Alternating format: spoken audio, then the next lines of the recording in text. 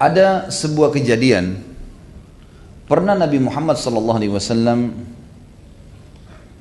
mengutus surat ke wilayah Najran.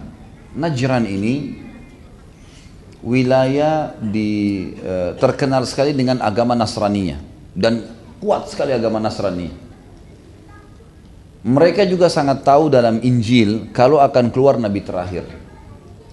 Maka Nabi Muhammad SAW mengutus kepada mereka surat. Nih ngajak masuk Islam.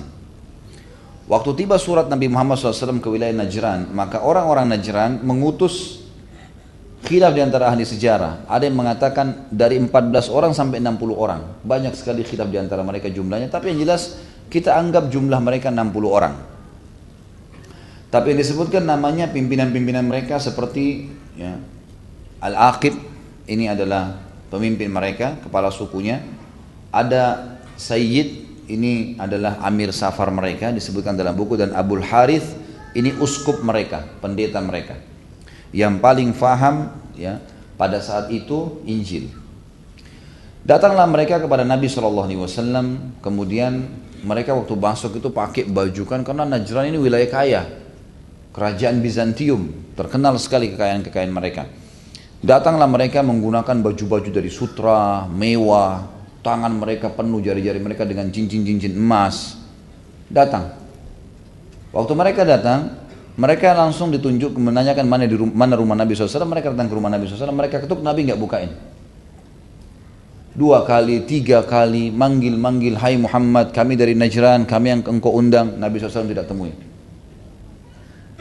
Sampai mereka hanya jenuh, karena sudah lama Nabi nggak keluar. Mereka tanya, siapa? Ada kebetulan sahabat lewat. Siapa yang kira-kira yang dekat dengan Nabi kalian nih? Kata mereka, yang terdekat adalah mertuanya, kedua mertuanya Abu Bakar dan Umar, dan ada anak mantunya Ali dan Utsman. 4 orang ini masyhur. Datanglah kepada mereka, datanglah mereka. Mereka musyawarah, tanya Abu Bakar, tanya Umar, tanya Utsman, tanya Ali, ini apa nih masalahnya? Kenapa kami diundang tapi Nabi kalian tidak mau temui? Waktu itu Ali bin Abi Thalib jeli melihat ternyata penampilan mereka sangat mewah. Baju-baju sutra, cincin emas semua dipakai. Memang terlalu seperti kerajaan, orang-orang kerajaan yang datang. Kata Ali, kemungkinan Nabi SAW tidak mau temui kalian karena pakaian kalian. Coba ganti bajunya. Ganti bajunya, lepas perhiasan kalian emas ini, baru nanti coba kalian ketuk kembali rumah Nabi SAW. Mereka ikutinlah. Mereka buka semua, mereka pakai baju, beli bajunya kaum muslimin di Madinah. Baju yang sederhana dipakai sama mereka, cincin emasnya semua dibuka. Kemudian mereka baru ketuk. Waktu mereka ketuk, Nabi SAW bukain. Lalu ditemui oleh Nabi SAW. Karena tadi Nabi ingin memberikan pelajaran kepada mereka, kalau mau bertemu dengan saya bukan begini caranya. Karena juga ada sebagian pendapat ulama mengatakan kemungkinan orang-orang Najran ini sempat sepakat. Kita uji nih, benar nggak dia Nabi? Caranya, perlihatkan yang termewah dari pakaian kalian. Nabi SAW Nabi, punya wahyu, tahu gitu kan. Selain pribadi beliau memang tidak suka yang begitu bermewah-mewahan berlebihan, juga memang ada wahyu yang menyampaikan. Ringkas cerita, ditemuilah mereka oleh Nabi SAW. Lalu Nabi SAW tawarkan Islam, bacakan Al-Quran, mereka masih nolak. Mereka nggak mau, gitu kan? Tidak, kami tetap dengan keyakinan kami lah, gitu kan? Lalu Nabi SAW memberikan kesempatan, apa yang kalian mau tanya dengan saya? Silakan tanya. Mungkin ada ciri Nabi terakhir yang kalian tahu. Maka yang terjadi adalah orang-orang Najran, pendetanya tadi Abul Harith bertanya, baiklah, saya akan tanya kepada Muhammad, siapa ayahnya Musa? Maka kata Nabi SAW, Imran. Ya. Lalu ditanya, ayahnya Yusuf? Kata Nabi SAW, Yaqub. Lalu kata dia, lalu ayah anda siapa? Kata Nabi SAW, Abdullah bin Abdul Muttalib. Jadi ternyata di dalam kitab Taurat dan Injil itu disebutkan semua, termasuk ayahnya Nabi SAW dan kakeknya. Gitu kan. Maka pada saat itu dia bertanya, lalu ayahnya Isa siapa? Ini yang dia ingin titik beratkan sebenarnya, karena mereka mengatakan Isa anak Tuhan. Lalu Nabi SAW menjawab pada saat itu karena datang turun ayat Al-Quran, surah Al-Imran ayat 59. Al-Imran surah nomor 3 ayat 59. Allah SWT berfirman, A'udzubillahi minasyaitonirrajim, Inna mathala Isa indallahi kamathali Adam khalaqahu min turabin thumma qala lahu kun fayakun.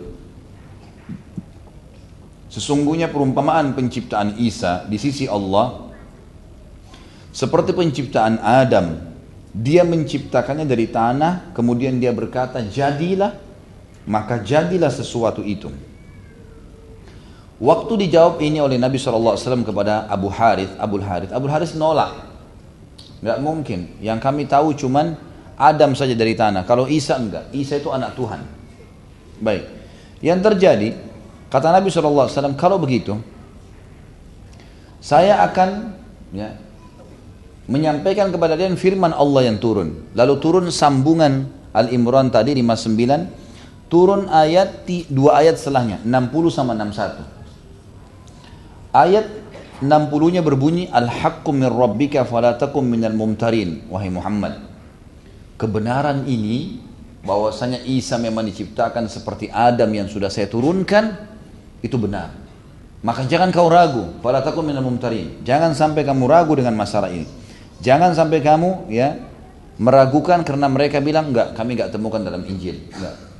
Lalu untuk membuktikan kebenaran ini, hai Muhammad, turun ayat 61, kata Allah, faman hajjaka fihi min ba'di ma ja'aka minal ilmi faqul ta'alau nad'u abna'ana wa abna'akum wa nisa'ana wa nisa'akum wa anfusana wa anfusakum thumma nabtahil fanajal la'natullahi 'alal kadhibin.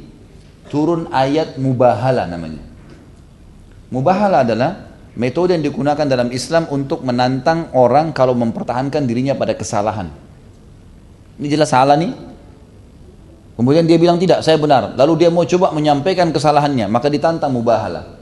Apa itu mubahala? Kata Allah, kalau seandainya ada orang di antara mereka membantahmu dalam hal tersebut, kalau Isa diciptakan memang dari tanah seperti Adam, sementara mereka tidak punya ilmu, mereka nggak tahu, cuma tebak-tebak saja. Katakanlah, hai Muhammad, ayo kita sekarang bermubahala dengan cara mendatangkan anak-anak kita masing-masing. Kami akan memanggil anak-anak kami dan anak-anak kalian, istri-istri kami dan istri-istri kalian, kami sendiri dan juga kalian juga sendiri. Kemudian marilah kita bermubahala agar laknat Allah ditimpahkan kepada orang-orang yang dusta. Mari kita sama-sama berdoa kepada Allah, saya datang dengan istri dan anak-anak saya, kemudian kalian juga lakukan itu. Kebetulan pimpinan-pimpinan tadi, si Abu Harith ini pendeta ini, kemudian ada kepala sukunya tadi, ada Amir Safar Said, ada kepala sukunya juga tadi, itu semuanya datang, si Aqib tadi. Kemudian mereka juga datang dengan keluarga-keluarganya. Kata Nabi SAW, ayo kita kumpul, sebagaimana Allah bilang, saya bawa anak istri saya, kemudian kalian juga sama, lalu kemudian kita minta kepada Allah, ya Allah, siapa yang benar menangkan dan siapa yang salah turunkan laknatmu. Mubahala namanya. Karena ini mempertahankan, sudah dibacakan Al-Quran, sudah diundang, dan mereka sudah diberikan surat, lalu mereka juga datang, dijelaskan juga Islam itu. Ternyata mereka masih menolak.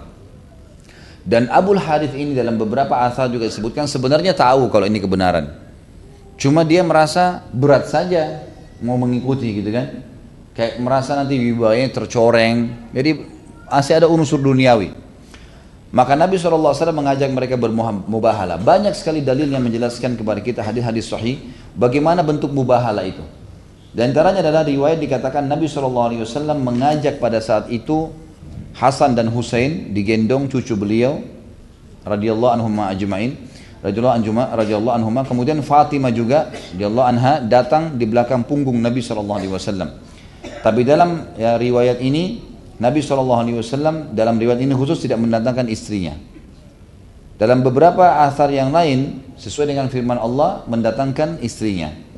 Kemudian Nabi SAW bersama dengan orang-orang Najran ini menuju ke sebuah tempat padang pasir yang luas, dan di situ ada gunung, di dekat gunung, tapi tidak disebutkan gunung apa.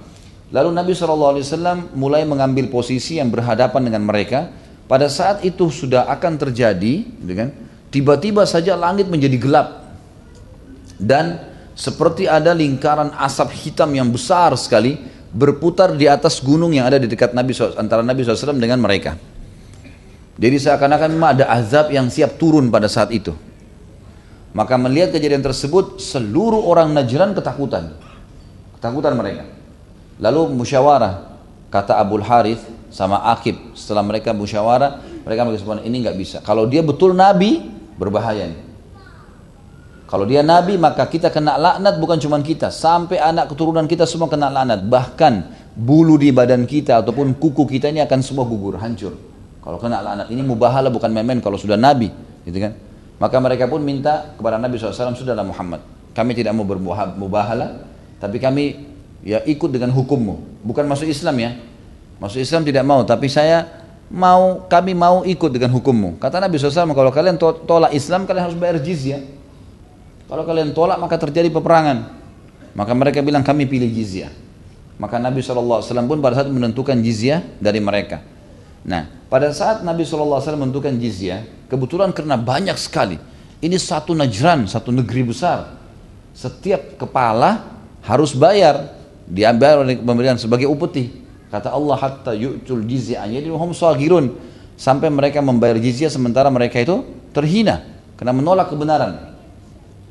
Karena banyak, maka kata ya, Aqib dan Abu Haritha, pimpinan mereka dengan juga pendetanya, ya, uskupnya mengatakan, "Hai Muhammad, utuslah kepada kami orang yang paling kamu percaya." Karena ini tidak main-main ini. Ini jizyah ini besar sekali. Harus orang yang amanah benar, gitu kan? Maka keluarlah hadis yang masyhur, hadis riwayat Imam Bukhari. Kata Nabi SAW, "La'abba'athanna ma'akum rajulan aminan haqqa amin." Saya pasti akan, demi Allah saya akan utus kepada kalian seorang laki-laki, bukan cuma amin, tapi haqqal amin. Di atasnya amin itu, di atasnya orang yang terpercaya, pimpinannya orang terpercaya, pimpinannya orang amanah, pimpinannya orang wibawa, pimpinannya segala-galanya, gitu kan? Orang yang jujur. Lalu beliau mengatakan, fastashrafa lahu ashabu Rasulullah SAW. Maka semua sahabat waktu itu mengangkat kepalanya, ingin ditunjuk oleh Nabi SAW, karena ini dapat julukan amin haqqal amin, aminan haqqal amin, gitu kan? Sampai Umar bin Khattab mengatakan dalam sebuah riwayat, saya tidak berharap jabatan kecuali pada saat itu juga, ingin sekali, karena ini luar biasa dapat julukan. Saya pun sengaja meninggikan tubuh saya, padahal Umar sudah tinggi radhiyallahu anhu. Beliau sengaja tinggikan lagi badannya supaya Rasulullah SAW tunjuk. Tapi apa yang terjadi? Maka Nabi SAW mengatakan, faqal kum ya Aba Ubaidah bin Jarrah. Berdirilah wahai Abu Ubaidah bin Jarrah. Falamma qama qala Rasulullah SAW, hadha aminu hadhil ummah. Waktu Abu Ubaidah berdiri radhiyallahu anhu, kata Nabi SAW, inilah pimpinan orang terpercaya dari umat ini.